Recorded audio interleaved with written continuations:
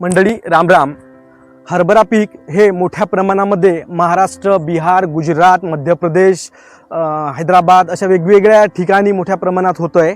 आता रब्बी हंगामातील हे जे पीक आहे याचा शेवटचा टप्पा म्हणजे हरभरा काढणी याला आता बऱ्यापैकी ठिकाणी सुरुवात झालेली आहे. त्यामुळे या काही दिवसामध्ये हरभऱ्याची जी आवक आहे ही बाजारामध्ये वाढलेली आहे.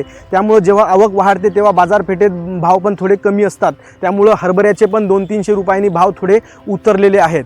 शासनानं हरभऱ्याचा जो हमी भाव आहे हा ठरवून दिलेला आहे 5,875 रुपये. परंतु खुल्या बाजारामध्ये शेतकऱ्याला जवळपास 4,800 ते 5,000 पर्यंतच भाव मिळत आहे.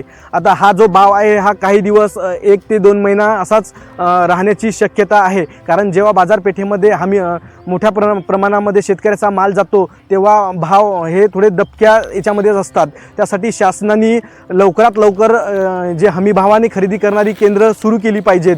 कारण खूप सारे शेतकरी आहेत हे त्यांच्या कौटुंबिक कार्यक्रमासाठी आता बऱ्यापैकी त्यांना पैशाची गरज असते, म्हणून त्यांचं पीक काढल्याच्या नंतर लगेच ते बाजारामध्ये आणतात. परंतु बाजारपेठेमध्ये सध्या तरी त्यांना हमी भावाचा भाव मिळत नाही आहे. म्हणजे प्रति क्विंटल शेतकऱ्याला 700 ते 800 रुपयाचं नुकसान सोसावं लागत आहे. म्हणून शासनाने लवकरात लवकर हमी भावाची केंद्र सुरू करायला हवीत.